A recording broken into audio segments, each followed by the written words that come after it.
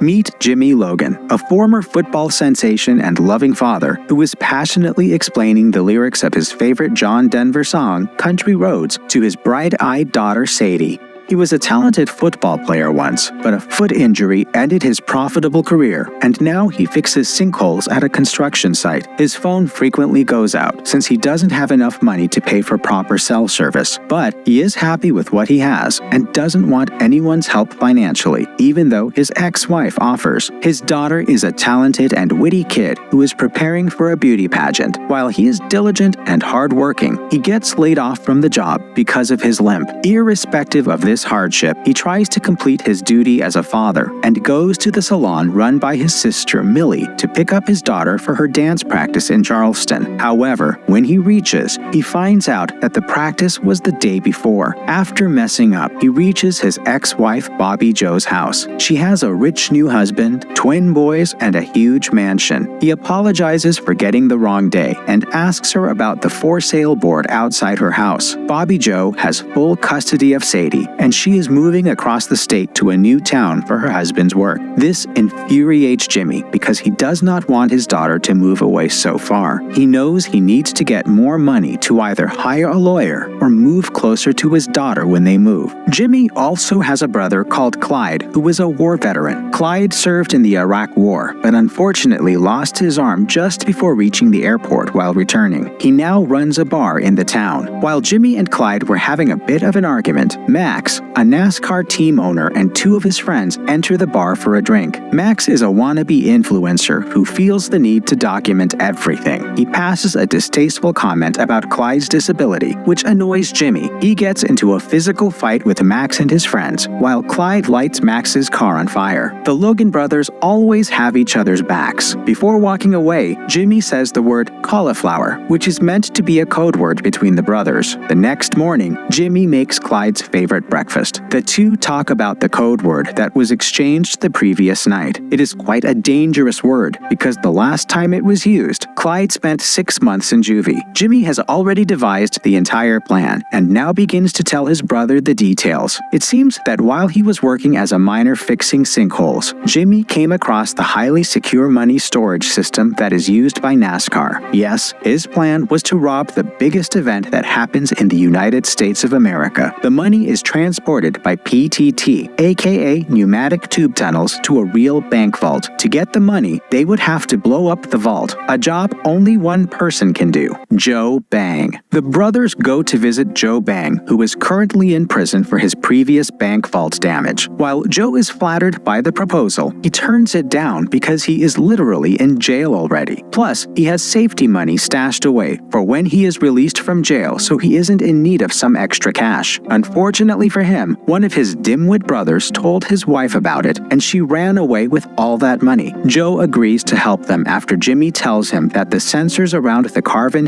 Hill vault are turned off. He has one demand, and that is that his brothers, Fishy and Sam, are let in on the plan as well. At the Easter fair, the Logan brothers meet up with the Bang brothers and tell them only the surface details of the plan. Fishy and Sam are on board and collect a packet for their brother from the Bear in the Woods. To get Joe out of jail and back in time before anyone notices he is gone, Clyde drives into a shop at the petrol pump. Keeping in mind the great sacrifice that he has made for the country, the judge sentences him to 90 days in prison. Joe and Clyde work on the project. Jimmy continues to be a good father to Sadie by taking her to the salon and helping her self-tan. One day, Jimmy is noticed by a healthcare worker called Sylvia, who was his junior in school. She saw a nasty open wound on his face and offered to give him a tetanus shot for it. Having lost his job, he does not have the money to pay for it. She tells him that he does not need to give her money for it because the organization works on donations from the wealthy people. Melly is helping her brother Jimmy to plan the heist, making sure everything is going just fine. She knows everything there is to know about cars and trucks. She gives Clyde dimensions for the exhaust covers of a prison truck that leaves the correctional facility every single day. Joe and Clyde start working on the woodwork. She asks her brother if he has a backup plan if things go wrong, but Jimmy is more than confident about his plan. As part of the next step, Jimmy needs a blueprint plan of the sinkholes under the NASCAR track.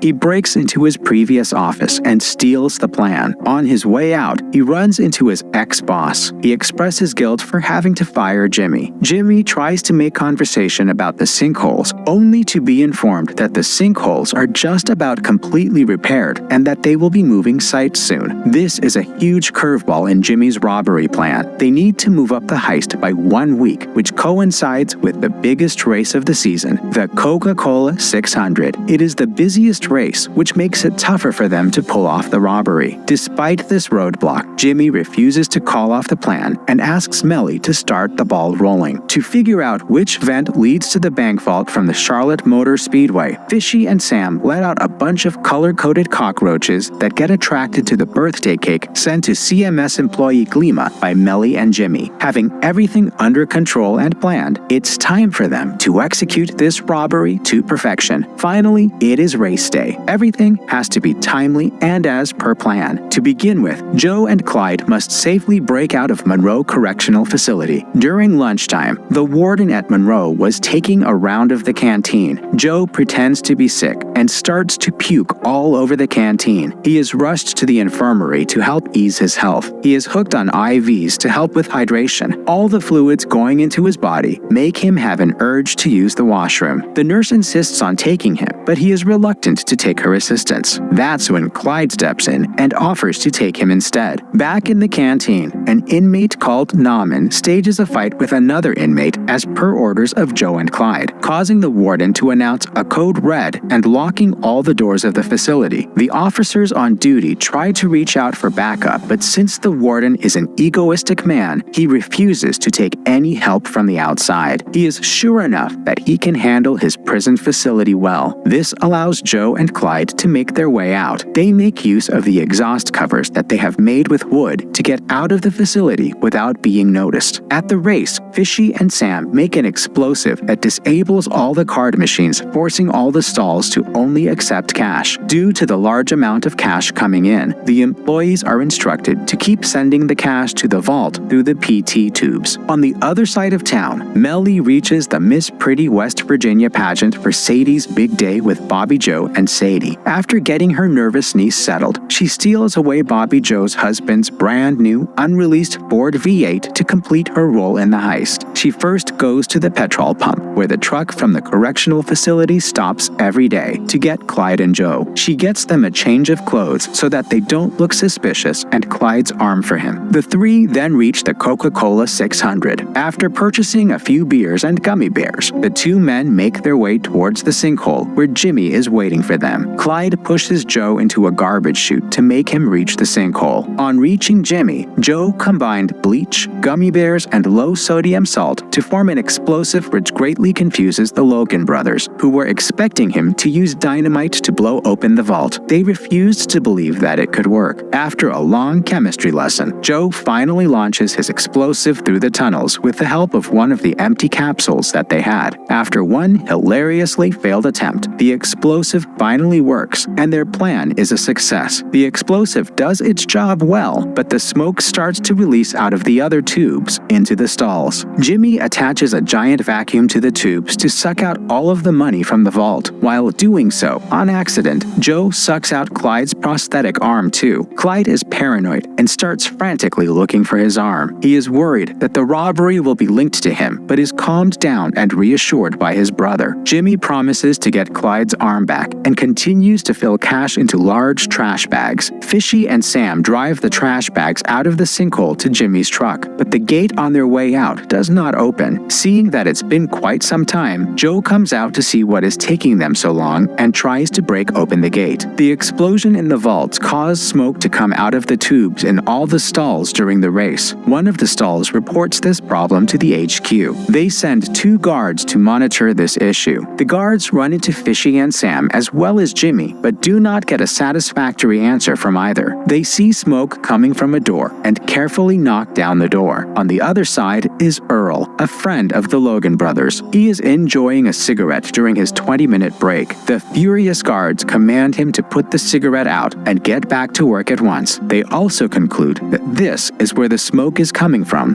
and stop their investigation. The Bang brothers have been trying to figure out how to open the door for quite some time now. Jimmy comes and tells them that the lock is jammed and helps them smoothly open the door. Fishy and Sam leave the sinkhole, fill up Jimmy's truck, and make their way out. Simultaneously, at the Coca-Cola 600, Max, the menace from the bar before, has a new driver for his NASCAR called Dayton White. Dayton is a simple-minded man who believes in worshiping his body and not feeding it with artificial foods. Max owns an energy drink company and forces his star driver, Dayton, to chug the drink before his race. Even though Dayton refuses, Max reminds him of his contract. Dayton has returned to NASCAR after a few months of sabbatical, during which he has become a very healthy eater. The sugar in the drink has an adverse effect on Dayton, because of which his energy levels crash and ends up losing control of his car. He spins and crashes into one of the barricades, eliminating himself from the race. After the crash, Max and Dayton are having a huge argument about Dayton's contract with Max's company when Clyde and Joe come walking in their direction. Max recognizes Clyde from the bar, and the two get into a fight. Clyde ends up breaking Max's nose in the process. Jimmy slips out of the race arena after disposing of his cap and jacket. He makes sure that the money is safely in his truck. Around the 200th lap, Nauman and the other inmates, who have managed to take 4 police guards hostage and staged a riot, stage a fire in the canteen area, forcing the prideful warden to call for the fire department. Clyde and Joe sneak into the correctional facility as firefighters and soon get back into their original clothes and positions to remove any suspicion from them. Melly makes it in time to help Sadie get ready for her talent show. The little girl asked for her father, but Melly has no idea where her brother is. Sadie is all set to sing Umbrella by Rihanna. As she is scanning the audience from the stage, she sees her father enter. Seeing her father in the audience, she begins singing Country Roads, his favorite song. This makes him teary-eyed. He then calls in an anonymous tip to the police and informs them about the stolen NASCAR money. Sadie wins the Miss Pretty West Virginia pageant. The Charlotte Motor Speedway gets back most of the money it had lost and claims insurance for the rest of it. It seems like a win for everyone, except for the ones who put immense efforts into the heist. Once Clyde is released from prison, he moves in with his sister Melly. The siblings have cut off all contact with Jimmy, who has moved across state to be closer to his daughter. Joe is furious with the failure of the plan. The FBI have taken over the NASCAR money theft case. Special Agent Sarah Grayson reaches the vault with her colleague to examine the crime scene. She is also called in by Max, who claims to have seen Clyde and Joe on the day of the race. While Max is onto something with his allegations, Grayson ignores it by assuming it is simply a vendetta. She tries hard for 6 long months to figure out who carried out the heist. Nothing gives off clues because the truck was a stolen one. She has her suspicion on the Logan brothers, but both have airtight alibis. CMS finally asks Grayson to stop working the case and chooses to leave the incident in the past. Soon after the FBI drops the case, everyone involved in the heist, right from Nauman to Glima to Joe, receives a heavy payout. Sylvia receives an envelope full of cash as a donation for her medical facility. She knows that it is a gift from Jimmy because of the band-aid used to seal the envelope, and the two start dating shortly after. The Logan brothers, Melly, Sylvia, and Joe are seen hanging out at Clyde's bar. Jimmy and Clyde recall their plan, which had enabled them to move a sizable amount of cash to a secure location while calling in the rest of it to the police. Melly had come into the sinkhole while the Bang brothers were trying to figure out why the gate was not opening. Jimmy had put a lock on the side of the gate to keep them distracted. Melly stuffs the bags of cash into a garbage disposal system, and Earl drives the disposal truck towards the dumping grounds. Jimmy had not paid his phone bill, but his cell service was active because the FBI was tapping his phone. As soon as the cell service went off, he went to the disposal ground and retrieved the cash. While the gang enjoys their shots and share a laugh, Special Agent Grayson sees from a distance and tries to flirt with Clyde to get him closer. She is sure of her suspicion and decides to stay a little longer.